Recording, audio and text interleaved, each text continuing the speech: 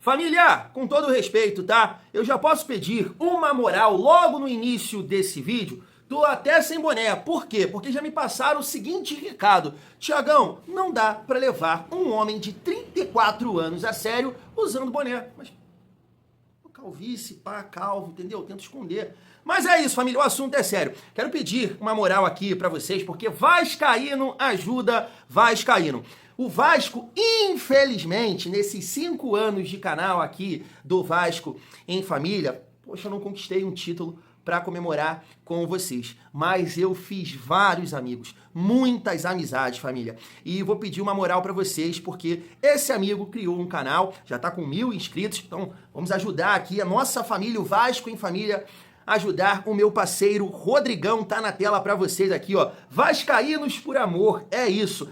Sempre fez live, né, com a gente, desde o início aqui do canal. Eu sempre, quando ele ia falar alguma coisa, chegou a vez do Rodrigão, sabe muito de Vasco. Então, família, eu vou deixar o link aqui no primeiro comentário fixado e já vou convidar vocês. Sexta-feira, 7 horas da noite, o Thiagão vai estar participando lá do canal dele. A gente vai fazer uma live, trocar uma ideia sobre o nosso Vascão e o que a gente espera, né, desse ano de 2026. Fechou?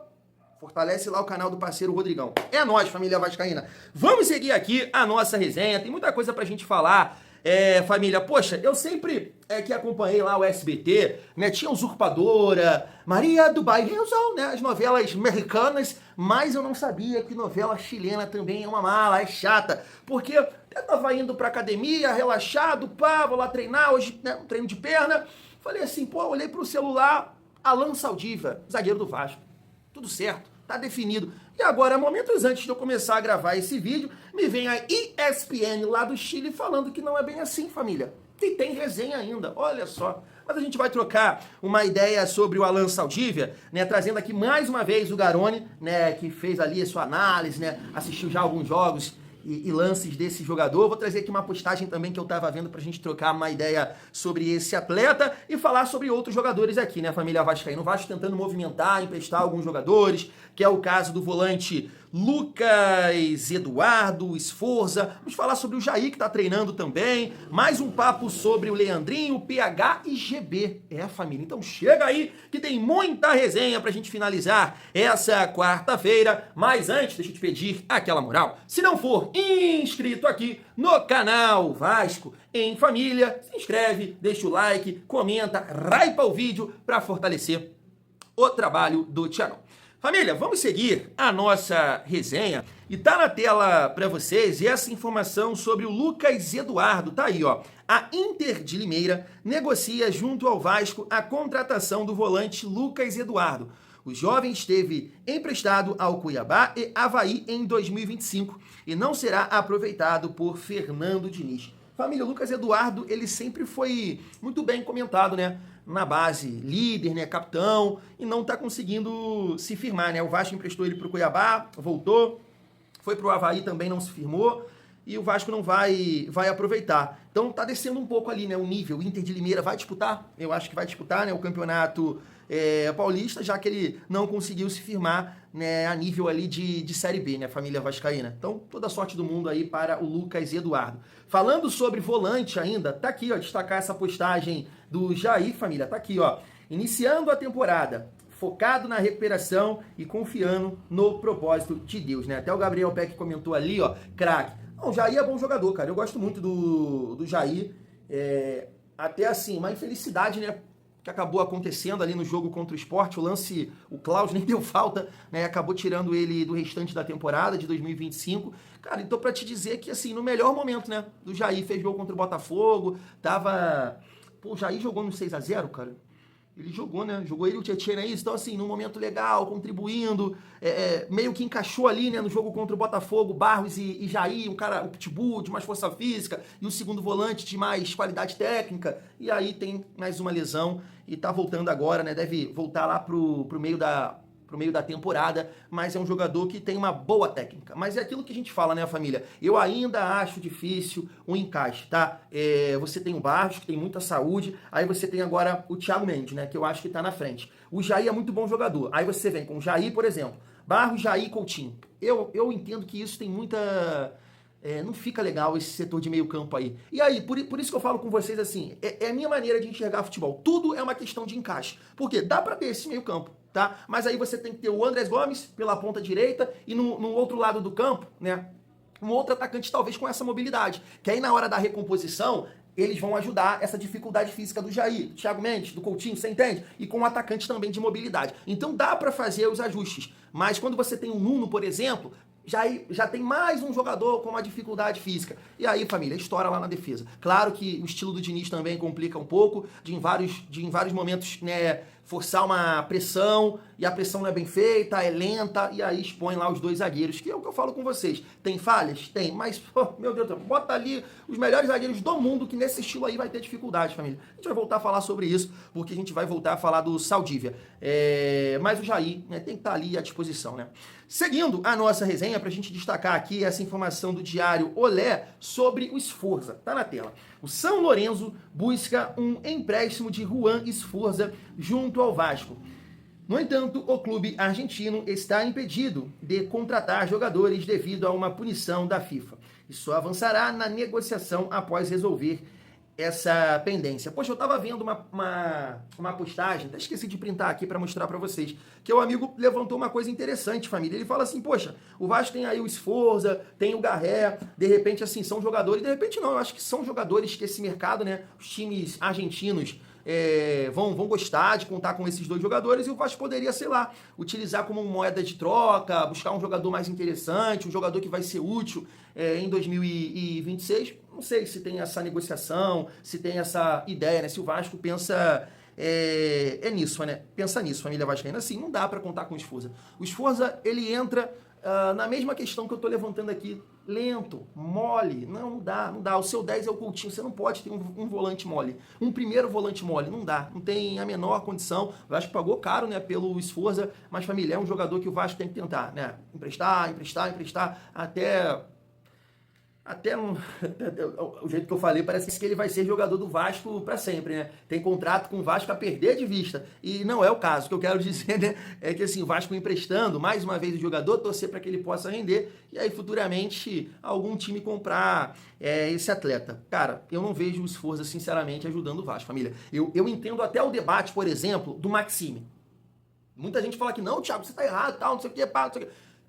Eu aceito esse debate em relação ao Maxime. O Sforza não dá. O Sforza eu cravo, né? Pouquíssimas coisas na vida a gente tem certeza, mas essa eu tenho. O Sforza não dá, pelo encaixe, família vascaína. Seguindo aqui a nossa resenha, tá na tela para vocês, família. A gente até trocou uma ideia sobre isso, mas aqui, ó, o Ekrem Konur está falando dessa situação aí do Leandrinho, né, que é chapecoense, e também o Paphos, lá do Chipre, né, tem interesse no Leandrinho, família vascaína. Ele está pontuando aqui que a possibilidade do Leandrinho não ficar no Vasco, ela é grande. Mas assim, até destaquei aqui com vocês uma informação do Lucas, né, do canal do Gigante, e ele falou que o Vasco trabalha assim com a possibilidade de aproveitar o Leandrinho. E eu espero que isso aconteça, a não ser, né, que seja uma negociação assim interessante para o Vasco, né? Porque eu entendo, não sei a condição financeira do Paphos, né, lá do Chipre, mas de repente para levar jogadores para lá tem que puxar um papel legal, né? E aí de repente pode ser interessante para o Vasco emprestar, com opção de compra, não sei o que vai acontecer, mas eu acho que o Vasco tem que aproveitar o Leandrinho, sim, família vascaína. Eu acho que o jogador que tem potencial para nos ajudar nessa temporada de 2026. Tem que querer, né? Tem que ter disposição, tem que estar comprometido. E o Diniz, claro, oportunizar aí o jogador, família vascaína. Assim, deixa só eu puxar um assunto aqui, porque é igual o que aconteceu aí na base, né? Às vezes a gente fica pedindo, por que não dá chance para esse? Cara, por exemplo, eu não tô falando que não serve, que não presta, tá? Eu tô falando que tá cru. Eu vi o Diego Minetti entrar no primeiro jogo, eu já falei assim, e aí eu tava vendo os minutos finais num canal no YouTube do Diego Minetti. E tá, meu tio tava falando, cara, tá muito cru, assim, não consegue definir jogadas, errando muita coisa. E repito, não tô aqui definindo que o jogador é isso ou é aquilo. Mas às vezes tem alguns momentos que o torcedor que não acompanha os treinos fica ali pedindo. E aí é burro, não bota, mas sabe?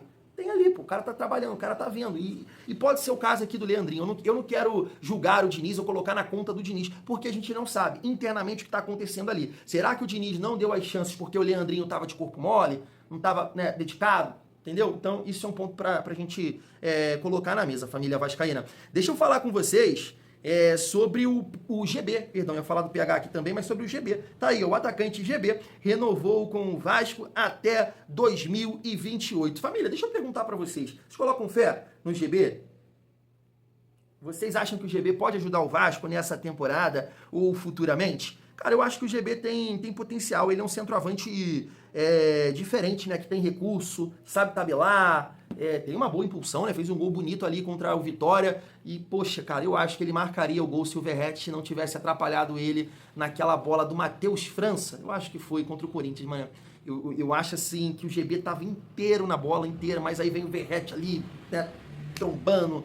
E aí ele não conseguiu testar a bola. Eu acho que o GB teria grande chance ali de marcar esse gol. Tem muita gente que eu vejo comentar aqui, e até quando eu falo assim de uma forma positiva do GB, acreditando nele, muita gente me questiona dizendo que ele é mole, que ele é lento, que ele não é rápido. Mas assim, família, o Verratti nunca foi. O Verratti, sim, 23 e 24, muita entrega, assim, muita disposição. Eu não vou negar isso, né? Pô, tinha momentos que o Verratti estava marcando o lateral, estava marcando o ponta do time adversário. Mas, assim, com o tempo, o Verratti já está ali com seus 37 anos, já não está conseguindo fazer mais isso. E nem acho que o GB tem essa capacidade, tem essa força que o Verratti já demonstrou no Vasco. Sim, ele não tem essa força, essa velocidade toda. Também não sei se o GB é aquele problema no joelho, né? Que impediu ele de acertar com o Fenerbahçe. Mas, família, a gente tem exemplos, né? É o que eu falo. O Ryan é um exemplo, em vários momentos, né?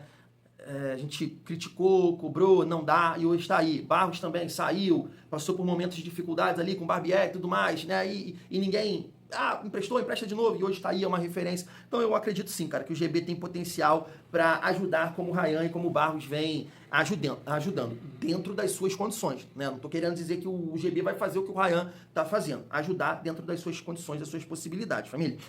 Família, deixa eu só passar aqui essa notícia aqui que o Tébaro Schmidt confirmou que, de fato, a Inter de Milão foi uma das equipes que fez uma sondagem em relação ao PH, né? E o Vasco está trabalhando aqui com 55 milhões, né? 10 milhões de dólares para negociar o PH. A Inter de Milão me parece que estava tentando também a contratação do Cancelo, mas eu acho que ele acertou com o Barcelona, estava vendo alguma coisa assim, e não sei se mira outros laterais, mas de repente, né, eles podem bater na porta aí querendo a contratação do PH. Cara, o PH eu torço para ficar, tá? O PH eu sei que não foi bem, não jogou bem contra o Corinthians, não foi bem contra o Fluminense, até achei que na última partida contra o Corinthians, em comparação a esses 3 jogos, os dois contra o Fluminense e o primeiro jogo da final contra o Corinthians, eu achei que o PH foi até melhor no segundo jogo, mas deixou muito a desejar, sabe? Sentiu muito a partida. Mesmo assim, eu acho que é um jogador muito importante, tá? Porque ele traz a saúde, a força, e isso falta ao Vasco. Então, perder um jogador com essa pegada, com essa energia, eu acho que não é um momento ideal, podemos colocar dessa forma. Mas vamos ver, né? Depende também da vontade do jogador, da proposta, que o Vasco entende. Não sei, Copa do Mundo tá aí. E o PH tem esse sonho de disputar essa competição. Vamos aguardar. Mas só pontuando aqui que o Tébaro Schmidt confirmou essa sondagem aí da Inter de Milão. Família, chegando aqui na reta final do nosso vídeo para a gente falar um pouco sobre o Alan Saldívia. Primeiro, família, gostaria de passar para vocês essa visão aqui do Garoni. Olha só. Chega para lutar por titularidade, tá? Eu acho que assim, por mais que o Cuesta e o Robert Renan estejam encaixados, tenham feito bons jogos, eu acho que o Saldívia é mais físico, por exemplo, do que o Robert Renan. É esse zagueiro mais zagueiro. Né? O Cuesta teve momentos assim também, mas o Cuesta até na reta final do Brasileiro andou dando uns vacilos, acabou ficando para trás em algumas jogadas, tirou o pé numa bola contra o Juventude, que saiu um cruzamento do gol de empate, depois o Juventude vira em cima do Vasco dentro de São Januário. Então assim, acho que é um jogador que chegaria para lutar por posição, até pela moral que ele tem com o Diniz. Mas assim, independente de ser titular ou não, cara, a gente tem visto cada vez mais no Campeonato Brasileiro a necessidade de você ter elenco. Né? Hoje você não joga com 11, você joga com pelo menos 16 jogadores.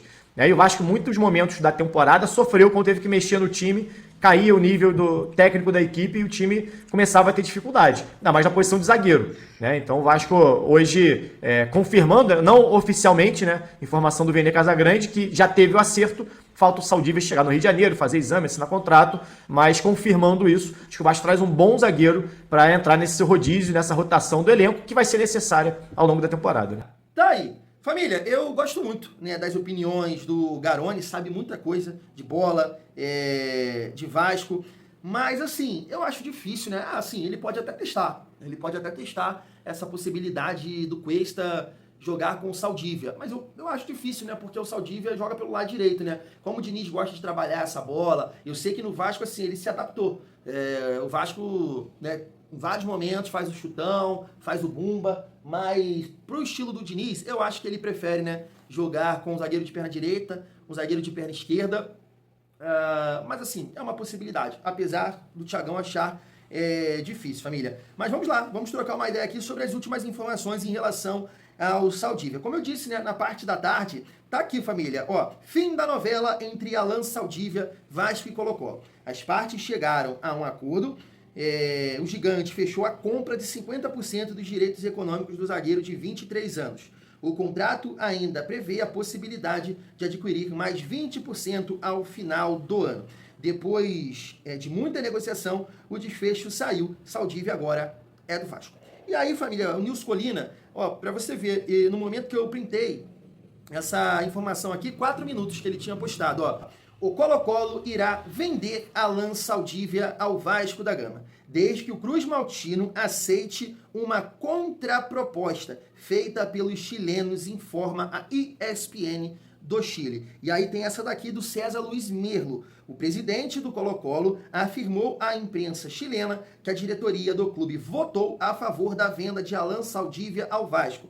Porém, eles fizeram uma contraproposta em uma parte do contrato. A negociação está travada de acordo com César Luiz Merlo. Aí, família, agora é aguardar mais uma vez, né? Mas assim, família, a gente pode falar um pouco mais do Alan Saldívia, porque o Vasco tá tentando, tá forçando tanto, né, esse jogador. Se for uma proposta, uma contraproposta do Colo-Colo dentro das possibilidades, cara, eu acho que o Vasco vai para dentro. Eu acho, porque é um jogador que o Vasco está tentando desde a última janela, conta com a vontade do jogador, porque tem isso também, né? Em alguns momentos você pode acertar com o clube e o jogador não quer. Não vejo, não é legal no momento, tal. Mas o Saldívia quer jogar no Vasco. Então, de repente, o Vasco vai forçar isso aí. Mas eu não sei, meu amigo Mal até me mandou essa postagem aqui do Arena Cruz Maltina, né? Com alguns lances, né? Lances complicados de assistir, que preocupam a gente, né, de um certo modo em relação ao Saldívia. Eu não vou colocar aqui para vocês, porque quando é assim, às vezes o YouTube dá direito autoral. Mas são erros dele contra o Racing, contra o Fortaleza, né, times com um nível superior, podemos colocar assim, ao futebol chileno. E erros bizonhos, né, família? Ele tem uma qualidade... Tem até um lance aqui que é ele colocando um atacante na cara do gol, mas defensivamente, né, cometendo erros primários, podemos colocar assim.